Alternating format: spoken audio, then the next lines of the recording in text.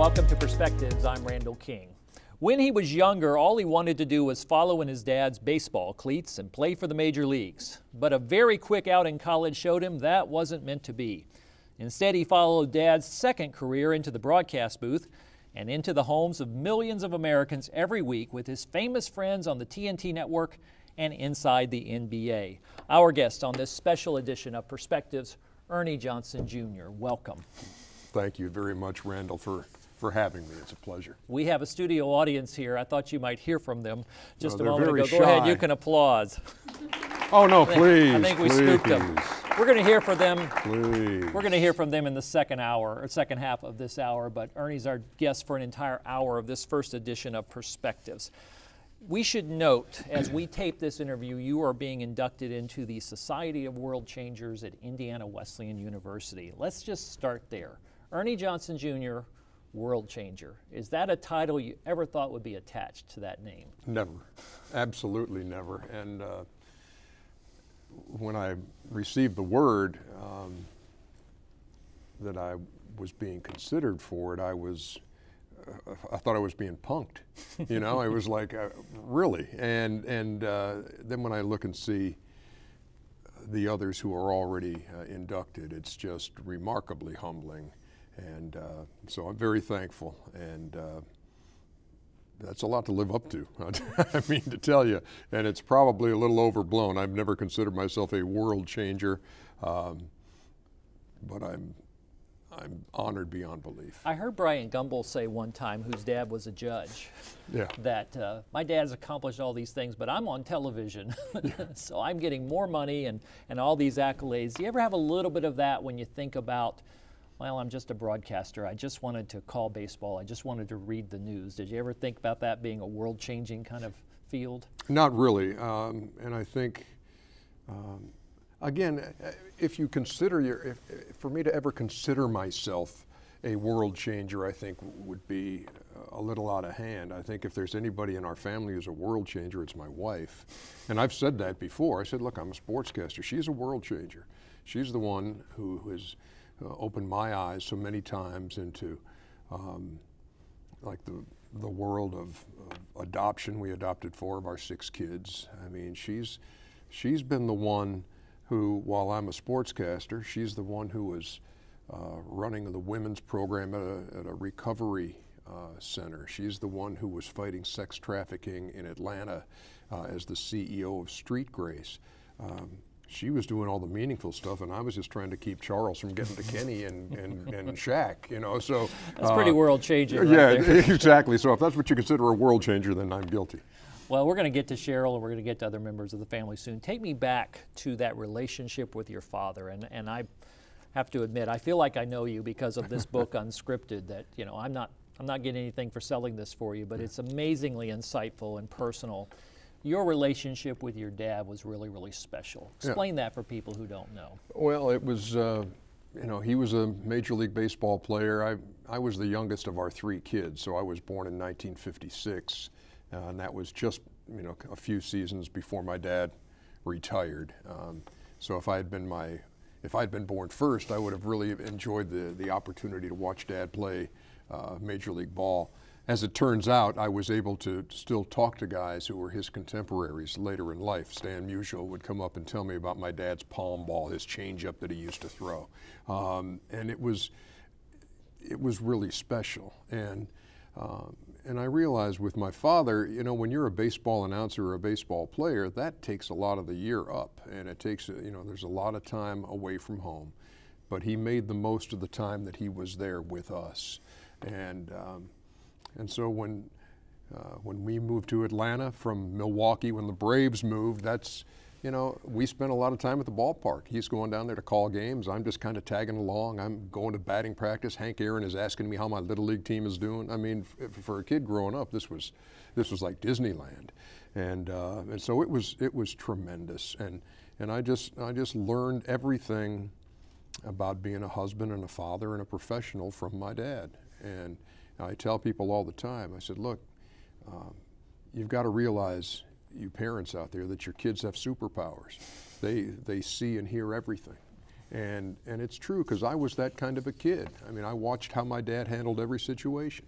I watched how he interacted with people, the approach he took to his job. And it wasn't like he had to lecture me on that. I just watched and I learned. And you know, I wake up every day just trying, you know, he set the bar really high. I just wake up every morning trying to get a little closer to that bar. You tried to follow into the major leagues, and in 20 seconds, what happened to your college No, career? See, you say that with a little sparkle in your eye. Well, I read the book. Yeah. I was a pretty good high school baseball player. Nobody recruited me to play college ball. I walked on at the University of Georgia as a freshman and made the team. And then I was told to walk off as a sophomore. And so my career did not last long. But you know what? It's best that it turned out that way. You know, I didn't have the talent to be a big leaguer. And it, you know, forced me to center on what I'm going to do with the rest of my life, and, you know, what am I going to do with the rest of my college career, that kind of thing. Well, you had seen most of Dad's second career. Yeah. So what was the spark that said maybe broadcasting? Was it just a fallback, or did you think maybe I've got the skills? You know, it's interesting, Randall, because my dad was never one of these guys who would say, hey, this is what I'm doing, so you do it. Again, so you should. Skip Carey, who broadcast games with my dad, is the one who every now and then in the booth would say, man, you ought to try this. You got a good voice. You might really like this. But I had kind of told myself, okay, the baseball thing didn't work out, but I could still be an English teacher and a baseball coach, because I was an English major at the time. And then I got my first few assignments at the campus radio station, where you're getting into the games free. And it was like, oh, you know, this isn't bad. You know, I may try this. It's worse ways to make a living. So the next thing you do is you just try to, you know, put enough things down on tape to get the next job, and then the next job, and then get into TV and that kind of thing. So that's, you know, once you get on that road, and once you start trying to climb that ladder, and once you have somebody think that you're actually good enough at this that they would hire you, then you're kind of hooked. Since we share a history at small television stations in the Southeast, I know we could talk about that for days and bore a lot of people, but you and I would be we would have a great wildly time. entertained. Macon, Georgia, you're maybe pursuing this, and then they say, hey, Ernie, you would be a good news anchor. How old were you? That's 1979, so I was 23. 23, and you're the anchor of the 6 o'clock Yeah, news. and I look like I'm 12, you know, at the time. But that's the thing, you know, I was a news and sports guy on the radio, and so when I'm trying to get my first TV job, it's, you know, I go to Albany, Georgia, and audition down there, and it was horrible. It was terrible. I was sweating. It was a Saturday afternoon. They had just finished their 6 o'clock news. The studio's hot. I'm sweating. Makeup's running. I'm talking about 3 billion miles an hour. It's just a horrible audition. And I begged the guy, the news director, I said, hey, please let me have another shot, because I know that was brutal, but I know I can do better. And he said, oh, no, we've seen enough. We've seen enough. We'll call you. And I never got that call back from Albany. But in Macon, it was like, look, if somebody's going to hire you, it doesn't matter to me if it's news or sports. I'll do either. And so they had a news opening in Macon, and I was lucky enough to get the job. And it was, you know, that's where you get the opportunity, first time on TV, to make all the mistakes and experience what happens when, you know, that something's wrong with the cameras or something's wrong with the video, and they come back to you and you're not ready, and you feel like everybody in Middle Georgia has stopped what they're doing and saying, Ethel, watch this kid on TV trying to read the news. Small market television, that's just about every night at 6 o'clock. Oh yeah, it's the best, man. It's the best. Well, we could camp there, but you left Macon to go to Spartanburg, South Carolina. Yeah. But you left something behind. Tell us about Cheryl, this bank teller. Well, yeah, Cheryl is, she was the teller at the drive-through window at the bank, which is a half a mile from the station. So when we got paid, I always took my checks there, and there was just something that, you know, there was some little spark there, at least on my side of things, because she was cute and she was funny, and she was working 2 jobs to work her way through school at Mercer University. And it took me like 6 months to ask her out. And things are going great, and then here comes that decision time in your life where you say, okay, I got a chance to go to Spartanburg and get this job, which is like 100 market sizes bigger, but I'm going to have to leave, and you're not coming to Spartanburg, you're still in school. And so we kind of hit that crossroads, and I went to Spartanburg, and I was, the only thing my parents knew of Cheryl at that point was they knew her as the girl at the bank.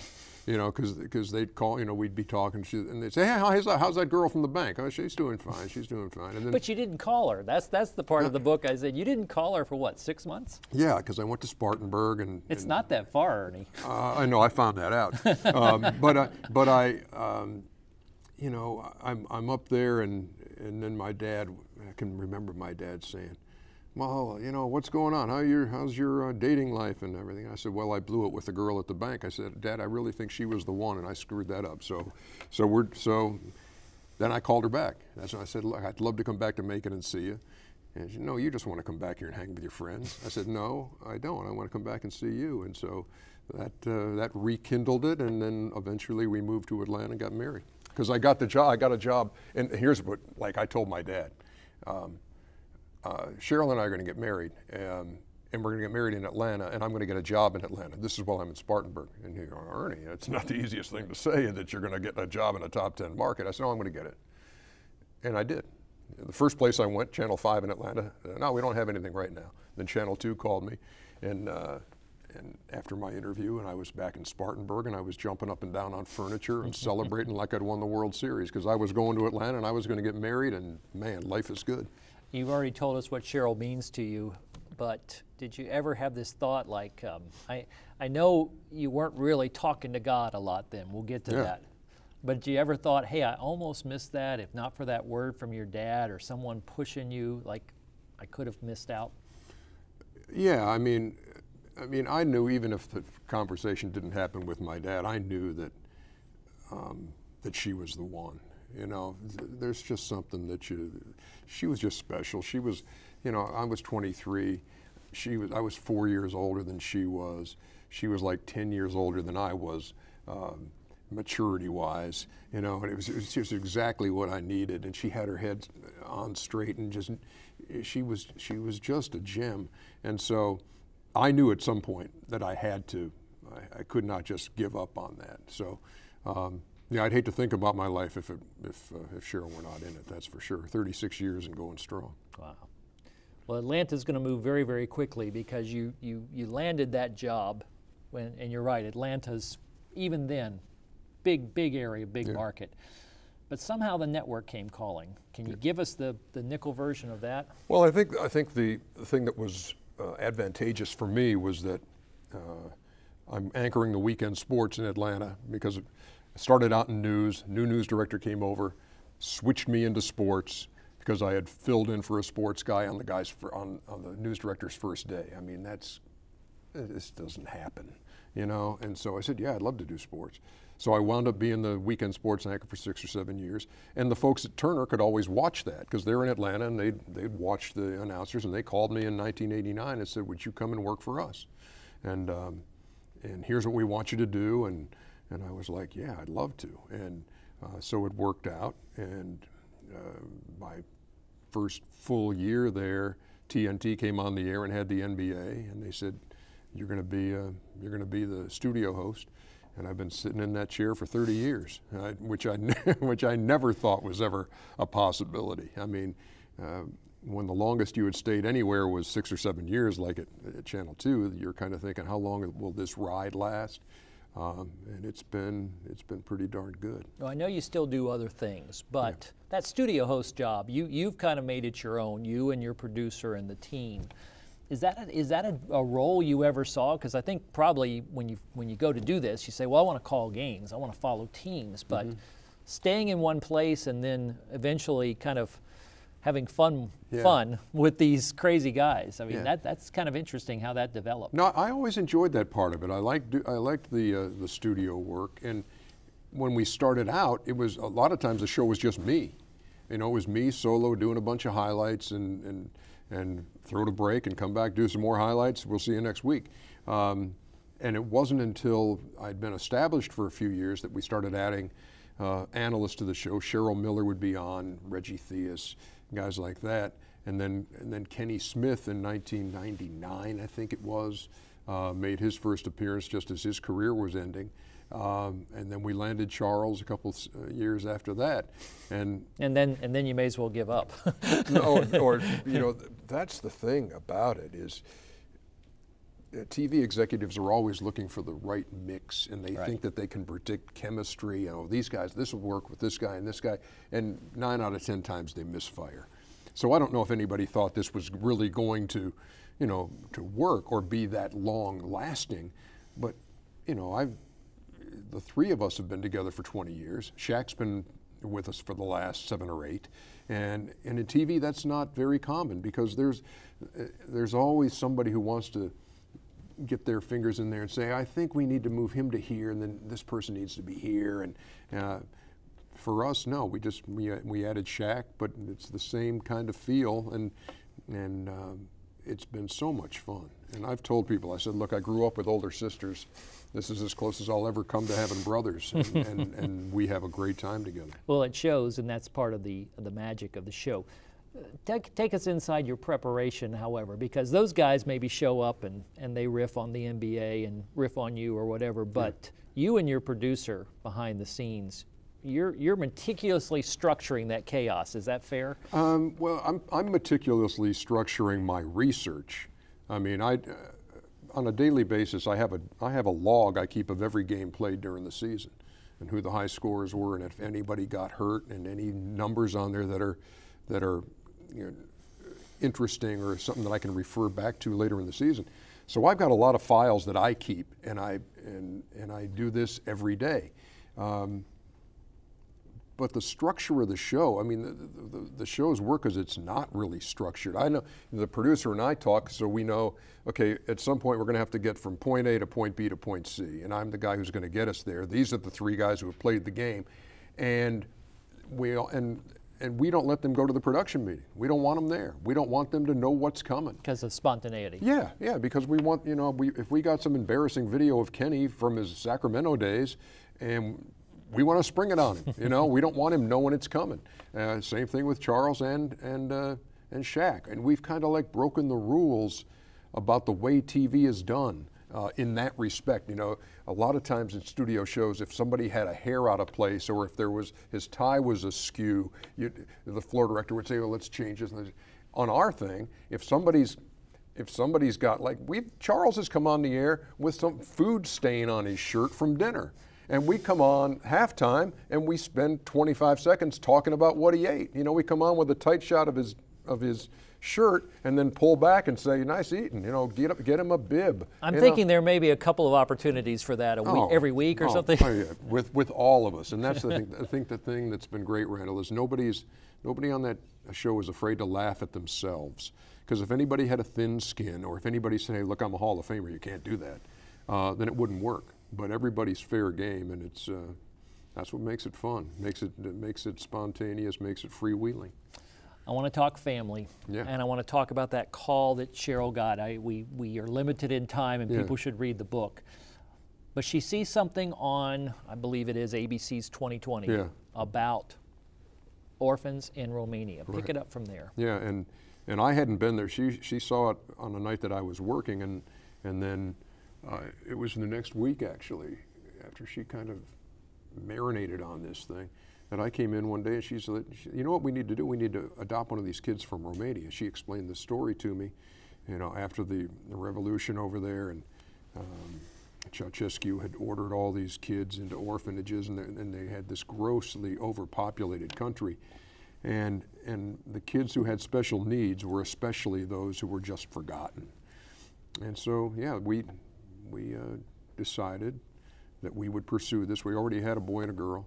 I had a great job, had a beautiful wife. You know, we're living the script, and then this is when we went unscripted. But something told you. I mean, you describe it in the book like you just knew by the tone in her voice, or was it another voice speaking to you? You think probably that said, you've got to do this. Yeah, I think that when she called from Romania and said that she had, you know, that there was this boy who had so many more needs than we could deal with. But you know, she said, I just can't go the rest of my life wondering whatever happened to this kid.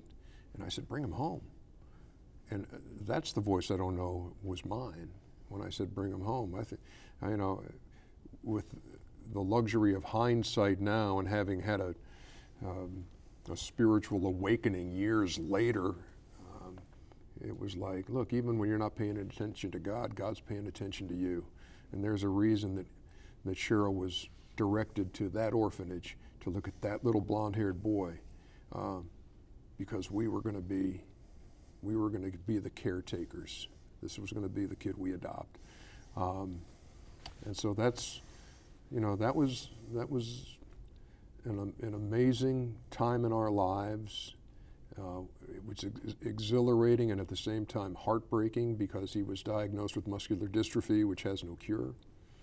And so now we were looking at this kind of something we had never thought about. You know, we had 2 healthy kids, and now we're dealing with, you know, a fatal disease and wondering how long he'll be around.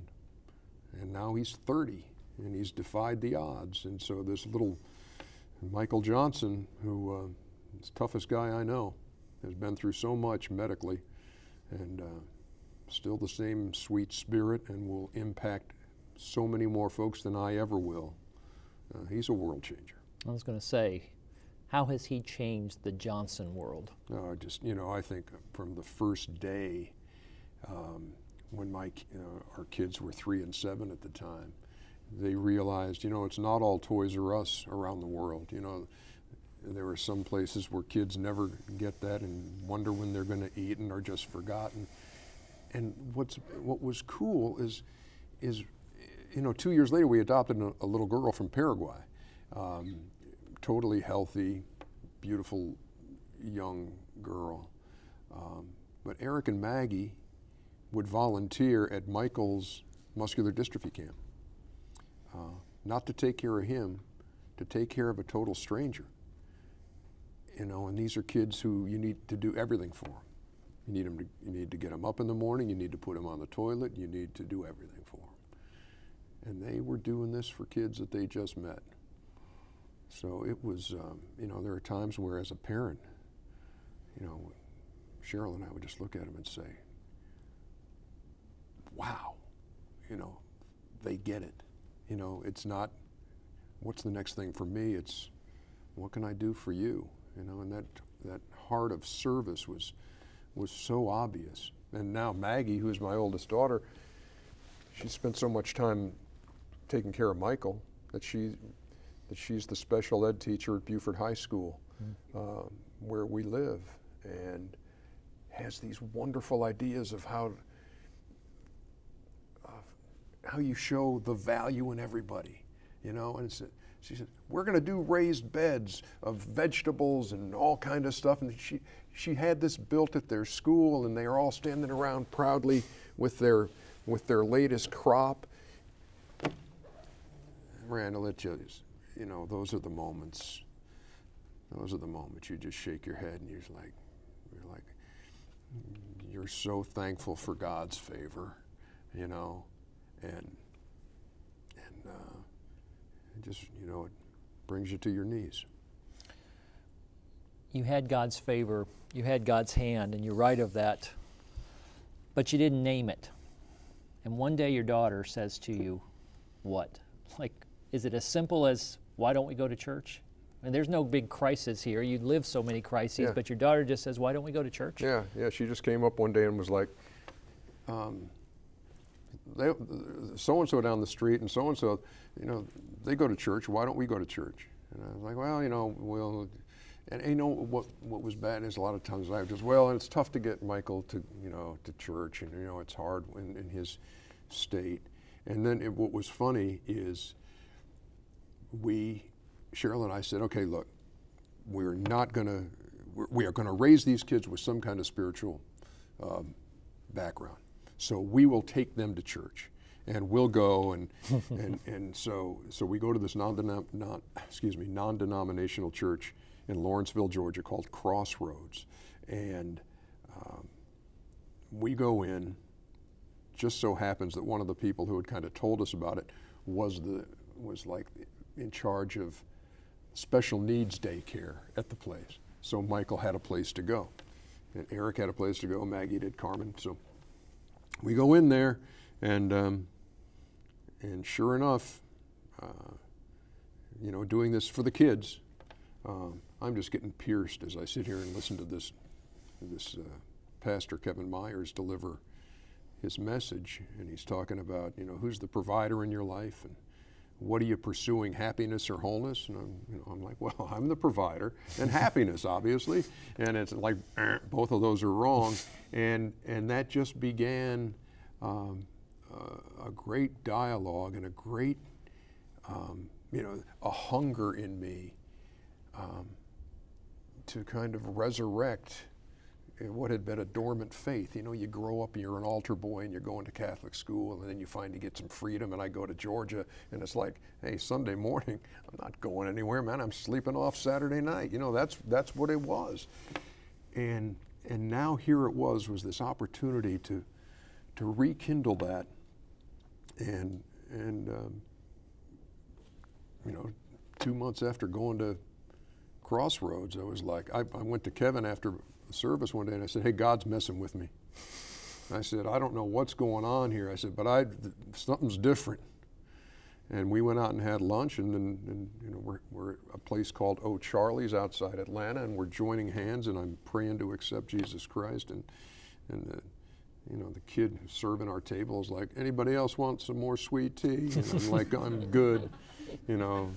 And down there they just call it tea, by the way. Yeah, you know, well, you know every now and you just got to ask for unsweet. But yeah, but that's how that happened, and that was December 10th, 1997.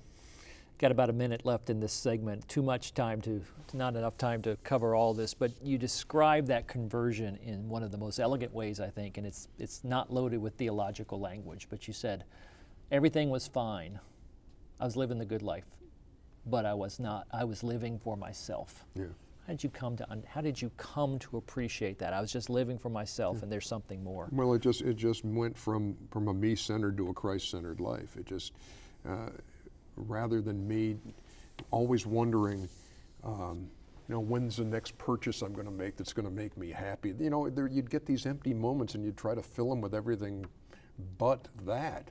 And then it was, you know, once I had made that decision, and it was obviously it was life-changing. It was world-changing, and it gave me a purpose, and a purpose that hadn't been there, because I thought it was all about me, and I've discovered it's not. And I would say God was already at work many years back, which is a beautiful part of your story. And I love that it comes midway through the book, because it's like you were surprised and the reader's surprised. Oh, by the way. Well, we want to hear from our audience. We will take a short break. And when we come back, our studio audience, which includes some college students, will have questions for you. So stay tuned with more Perspectives with Ernie Johnson Jr.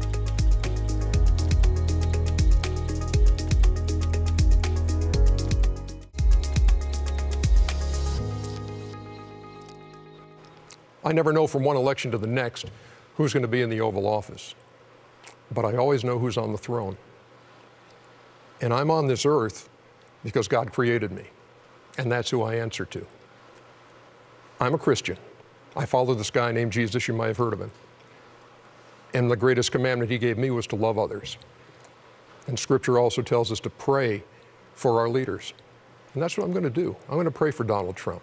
I'm going to pray for all those people right now who feel like they're on the outside looking in, who are afraid at this point. Pray for them too. In short, I'm praying for America. And I'm praying that one day we're going to look back and we're going to say, you know what?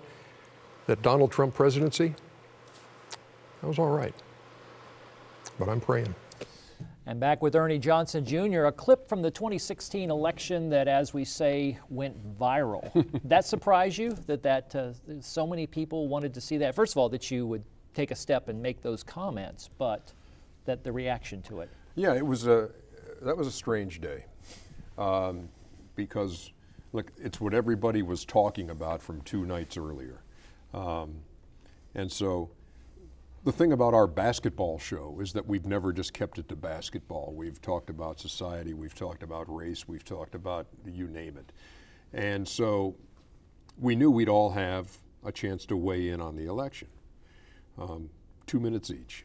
You know, Charles was in Miami, he was doing the game, so he was going to go first, and Shaq and Kenny and then me.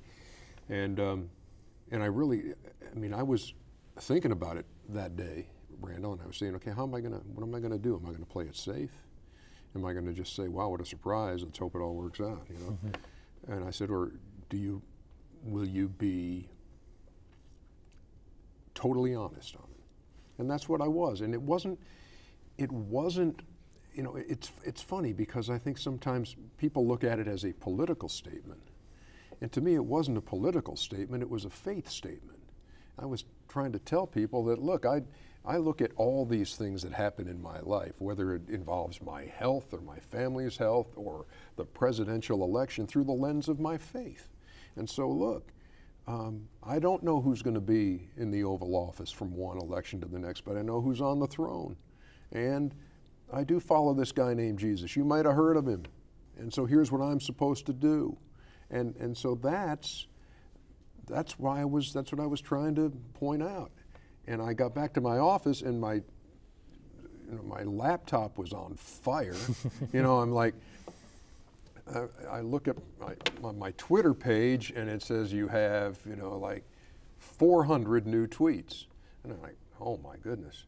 So I start reading a few of them, and they're like people who are saying thanks for doing that. You know, it's what we needed to hear, and this kind of thing. And it's not to glorify me. It's just I didn't go out on this thing to say I'm going to try to really make a name for myself with what I say. I want to break the internet. I read some of these, and then I go back to the top of my page. It says you have 800 new.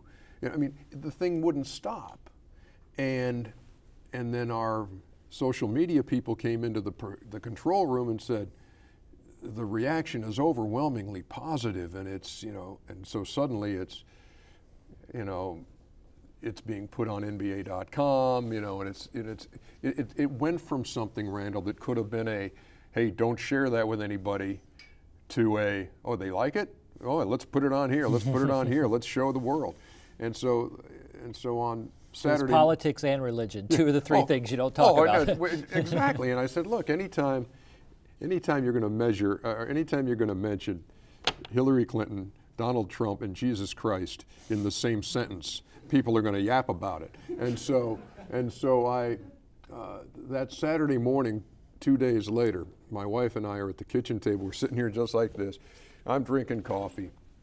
She's got her computer out. She's looking at the grandkids on Facebook and that kind of thing. And she says, you know that thing you said about the election the other night? I said, yeah. She said, it's got 15 million views on Facebook.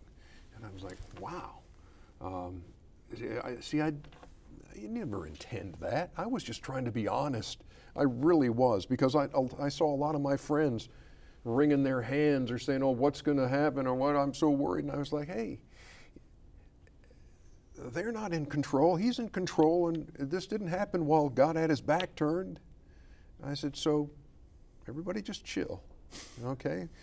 We'll be okay, and we'll stay prayerful, and that hasn't changed for me. Obviously connected with a lot of people. Well, speaking of connections, maybe this will be a little more fun than that. Oh, it was fun. It was fun, I bet. Yeah, don't get me wrong. It's enjoyable. We have some students here, some of whom have been reading your book and studying, and they're going to ask some questions, and we'll hear from them. Let's start over here with Mason. Hi, Ernie. My name's Mason, and my question is, if you had to give people one piece of advice, what would your biggest piece of advice be when raising a child with special needs?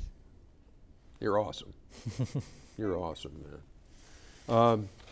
I think the message there is that there's value in everybody. And I think, I mean, you know what happened when my wife went to that first orphanage? The nurse brought Michael out and said, don't take this boy, he's no good. There's value in everybody. I think it's up to us to find that value.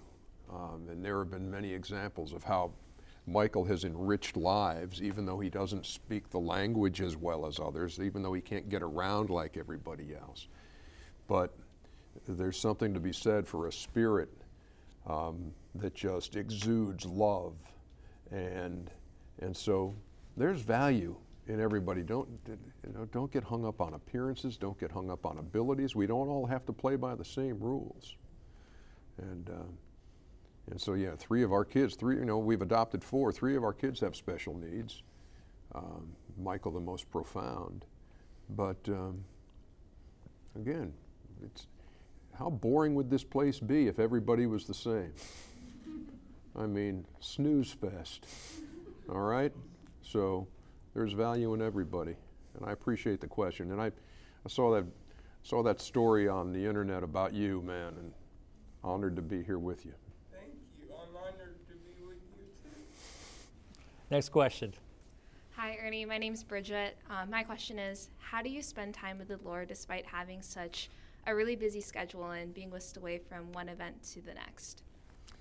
You know, I just make time. You know, I can't. I'm not one of these guys. I'm not good at saying I'm going to get up at 5 o'clock every morning and I'm going to go from 5 to 5:25 and I'm going to read this. I find myself sometimes with windows of opportunity where that's what I want. I have an opportunity, whether it's reading the Bible, whether it's meeting with a men's group. We have a Bible study in Atlanta with a pretty eclectic group of guys. It was started by a guy who was a major league or minor league pitcher who blew his arm out. But he started this baseball chapel where they would go to clubhouses all across baseball, and then he started his own Bible study, and it was for guys who are like in the public eye. So I'm in this Bible study with some former Atlanta Falcons and with John Smoltz and Jeff Foxworthy, and probably about 15 of us. And so we would spend, we'd have breakfast at this barbecue joint. We're eating grits and bacon, and Foxworthy's trying out his latest redneck jokes, and then we get down to the Word. And so that's one of the ways it's been done. And there were times in the middle of the day when I'm at work where what I need to do is get on my computer and dial up an Elevation worship video, because there's a time where I just need to hear "Do It Again," the 10-minute version, and I need to just shut everything else down. And so it's that for me. It's like where opportunities are, and then other times where my schedule is a little more forgiving, then I can be more intentional and say, wow, I got a pretty easy day tomorrow. Make sure that I'm in there, whether it's by my fireplace outside, but someplace where I can just be alone with the Word. And it's important, because when I know those times where I've gotten away with it a little bit and gotten too busy, and I know it in here. Do you find media to be any more challenging than any other career as far as living as a believer? Sure. Yeah, I mean, in its very nature, this is a business that it tells you got to promote yourself. And it's how many followers you got, and hey, did you? Here's the thing. I used to, and I said this. I used to worship at the table of Rudy Martzke, who was a USA Today columnist, sports, and he was the TV sports critic. And my Monday would be made or broken by whether he mentioned me in his weekend notes. And I was like, that's when you realize, look, man, you're putting this job and yourself at the pinnacle of, as this is the most important thing. And that's really one of the things that really caused me in 1997 to say, there's got to be more. And so, yeah, I mean, this is one of those things. This is one of those businesses that just kind of, you're encouraged to, run yourself up the flagpole. Hey, look at me. And that ain't no way to go. Next question. Hi, Ernie. My name is Matt. Hey, Matt. I wanted to ask you, we've kind of been walking through your entire life, and in hearing from you and reading your book, we've seen that you're committed to serving Christ, and that you love your family and your wife, and you love sports and broadcasting. And with all that in mind, my question is, where do you see yourself in the next 10, 15 years? What's next for you on this journey of life?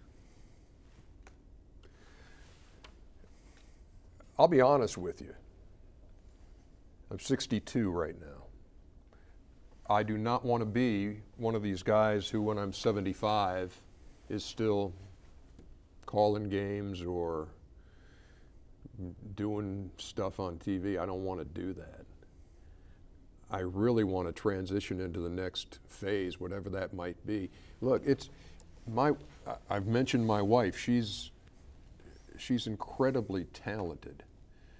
And she has, we've both, when she was working with the addicts and when she was working with street grace and fighting the sex trade, we both supported each other wherever we could, when the schedules were crazy. My wife is so talented. She sews clothing for our grandkids and comes up with this stuff and then turns out these beautiful outfits. And then people, when they see it like on Facebook, are like, where can I get that? Can you, and now my daughter is like, hey, I have a friend at the high school who would like that for her. Here, we have talked about, what would be great is to get off TV, get some more machines, get a bunch of special needs kids who maybe, because we've seen Michael and others who could work with us, cutting fabric, doing stuff like that, and just make clothes for kids who don't have any. Would that be a cool way to wake up in the morning and serve? So I'd really love to be doing that. But I'm not one of the, I do not want to be hanging on at 75 or 80 just because I want to be on TV. It's been a wonderful ride and it's a lot of fun. But again, it's not everything. I'm not sure everyone gets that either unless you've done it, because you think to rise to the level you have, that would be everything. But there is a certain part of being on TV, I would think that it's like, really, you're impressed that I'm on TV? All I do is just sit and talk to these guys. I'm not trying to diminish it in any way, but there are people who have to have the limelight, and people like you who do not have to have it for their whole life. Well, and look, I have been gifted. And I'll be the first to say that the Lord has gifted me with the ability to communicate with a voice that I guess is good for what I do, and I don't want to waste that, obviously, but I also want to be able to say there's got to be more. Again, there's got to be something else, and God makes it sufficiently known. That there's something else there, that, hey, there's a tap on the shoulder and said, that's the next place to be. And I know that'll happen. I know it will. So I don't know exactly, I think that, what is it, the greatest way to make God laugh is tell him your plans. So that's kind of our plan, Cheryl and me, to try to take it to the next level, but you never know what he might have in mind. All right, got another question. Hi, Ernie. My name is Maddie. Thanks for being here. Thank you. I had a question about, you've already talked about the fun you have with Charles, Kenny, and Shaq on the show, and how things can get a little unscripted. I was wondering if you had any tips for maintaining some aspect of professionalism while that fun is happening on the show. Yeah, don't do my job. Yeah, that would be the easy way. No, you know what? You got to know your audience, and I think the audience that watches our show it's kind of like the guys that they're watching. The four of us are like four guys in a living room who are watching a game. Nobody's asking for permission to talk. A lot of times whoever's loudest gets heard, and it's not rehearsed. It's not scripted. It's not like we've sat there and said, look, I'm going to ask you this question. Then you say this, you laugh at that, you come back with this. I have no idea what's going to happen. And so all I know is that Charles is liable to go off on a tangent that You know, we're kicking up gravel on the side of the road, and I'm the one trying to steer the thing. And so you just try to be as professional as you can. Sometimes it gets out of hand, but people like that, you know. And what I've learned over the years is that if you take it too seriously and think everything has to be buttoned down, there's enough crazy stuff happening in the world. There's nothing wrong with laughing at your own mistakes when you're on TV, especially on our show. So, yeah, I mean, it has certainly had its moments, and I think there have only been like 2 times over the past 30 years that I actually thought about dropping off an application at the Chevron station up the road, you know, and said there's got to be an easier way. But no, you got to be yourself. That's what my dad always told me too. He said, be yourself on the air. You're not trying to be anybody else. And so I'm not trying to be Charles or Kenny or Shaq, and everybody knows their roles, and mine is to somehow bring it back to center when it spins out of control terribly. Another question, twofer. Yeah, 2. So in preparation of you coming here to Indiana Wesleyan, we got these little cards that showed how to tie a bow tie. Yeah. And I was just wondering, how many bow ties do you have? I have. Excellent question, by the way. Yes. It's hard hitting. I was afraid you were going to go there. So that's great. No, I think I've probably got 80 or so, and I've just kind of accumulated them. And it just started really on a whim one day, like 5 years ago. I wore a bow tie to a Christmas party that my wife and I threw, and I kind of liked it. And then I said, I'm going to get just a regular one, not a Christmas bow tie, and wear it. So I bought like another 4 or 5 and started wearing them. And once I got through the initial, you know, wave of criticism from people, you know, people got on social and it was, hey, Orville Redenbacher, hey, you look like blah, blah, hey, blah, blah, blah. And it's like, once you get through that, then people were like, they got used to it. Then I'd show up on a baseball game with a regular tie on and hey, where's the bow? So I just do it for basketball. And it's been about 5 years now, and I've found that there are bow ties that are sold online, so I've got a couple of favorites there. And I've got people who make them, who send them to me, and it's been kind of strange. I never thought it would take off like that, for me at least. It would become like, oh, that's the idiot who wears the bow ties. But that's what it's become, for better or for worse. I have a pretty good idea you're going to leave here or get one mailed to you that has IWU on it. Oh, I would hope. Or a Wildcat head or something like that. Yeah, you can't get enough your orders in now, Wildcat head bow ties. Another repeat question, Greg. Yeah, Ernie, one of the things that struck a chord with me that we haven't really talked about today is your personal battle with cancer. Yeah. And cancer has touched my family in some significant ways, and so I wanted to know, since that time where you dealt with that process and the battle, how has it changed your outlook on life, your outlook on people who battle that every day? You know, it's one of the deadliest diseases that exists, and how has that affected your own personal life and the way that you have done ministry and have impacted people? Yeah, I think that you're right about the scope of what cancer touches. I mean, it's a friend, it's a family member. I mean, everybody knows somebody. And for me, it really, you know, people have said, hey, how did that affect your faith? And, you know, was it shaken? And no, it was actually emboldened and fortified and intensified.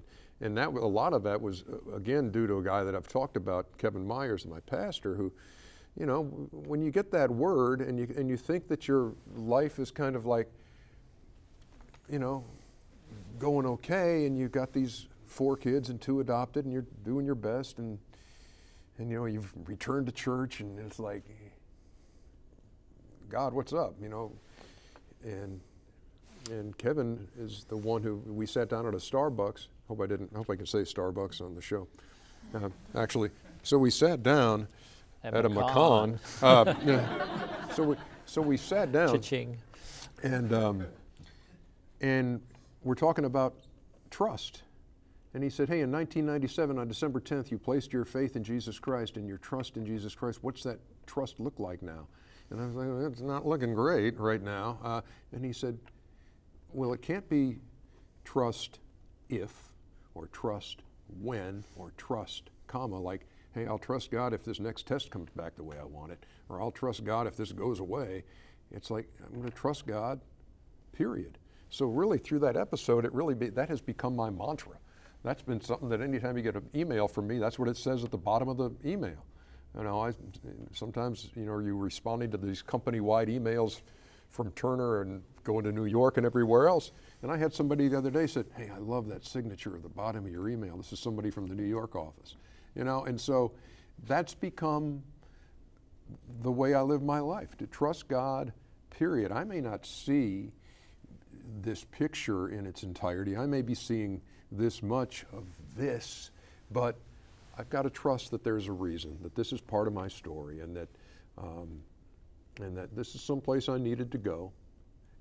And, you know, part of it is like, if I hadn't gone through cancer, I wouldn't have had a chance to talk to all these people who had to go through cancer after I did, who I've talked to on the phone and I've tried to encourage, you know, and so. And you took it on the air. I mean, yeah, you well, didn't stop working. You had the growth. I had to, because it was, again, and social wasn't as big then as it is now, social media, but the internet certainly, you know, some people were saying some pretty mean stuff about me on the internet, you know, and it was like, hey, what's wrong with Ernie's face and why, and blah, blah, blah. So I reached that decision after the 2006 All-Star game. I said, look, I need to go on the air and explain what's going on, and I did. And I used that, and I said, look, I'm going to get it taken care of this summer. That's what my doctor said to do. And until then, my family and I will do what we always do. We trust God, period. So there are moments like that where, look, I'm not afraid to say that, you know, even though people say on TV you're not supposed to do it. It was like the Trump night. It's like when I walked in my car the Trump night, when I had said that, all that came to my mind was, look, I've been doing this for 28 years for such a time as this. And I could tell folks, look, I follow this guy named Jesus, you might have heard of him. And, you know, some of those people who got on there was like, hey, you still got a job? I said, yeah, I still got a job. I'm good. Couple of minutes, one more question. My name's Evan. It's nice to meet you. Thanks, Evan. What do you like to do when you get free time? You know, you mentioned you do baseball and basketball, so there's not a big gap, if any, between there. So what do you do to take a break from work? I do like to hit the golf ball, so I do that. It's a little different when you have you know, like Michael's 30 and obviously requires 24-hour care. We have nursing from 10 p.m. to 10 a.m., but the rest of the time we have to take care of him. And so sometimes that makes a round of golf difficult, but there's time where I can load up his chair and take him up to the driving range and put him behind me, and I'll hit balls and he'll tell me how terrible I am, but there's nothing like that. And so, yeah, I think I love photography. I love taking pictures. I love bird watching. I love golf, and those are things I can do to relax. I used to like to run until every muscle in my leg started hurting. So, not anymore. About 60 seconds. You're going to be running the gauntlet at IW, as we say, with speaking to a lot of different groups. But as world changer, as part of that society, what are your thoughts that you want people to know about Ernie Johnson Jr. and this life that you've lived? That I've been blessed beyond recognition. That I can't recognize the guy that I used to be, and that God has shown favor in so many different forms. It's in the form of a handicapped child. It's in the form of grandchildren. It's in the form of a wife who has somehow seen fit to stay with me for 36 years. And it's that kind of a feeling of just being blessed and so undeserving of things like this. I'm a big fan of grace. So I just want to hold it together on Wednesday. If I could give you one addition to your text, I would almost say unscripted grace, which may sound like an oxymoron, but I think we don't get to script grace. Maybe the next book. But grace scripts us, Yeah. and it certainly has scripted you. Let me give our studio audience one more chance to thank Ernie Johnson. Thank you all. IWU World Changer 2019. Well, Perspectives is a regular feature of WIWU TV, where we talk to plenty of world changers, also right here in Grant County. If you have suggestions about someone who's making a difference, send us a note or a postcard to WIWU TV, 4201 South Washington Street, Marion, Indiana 46953. My thanks to our crew for helping us with this special edition, and for everyone watching, so long. And let's hear it for Randall.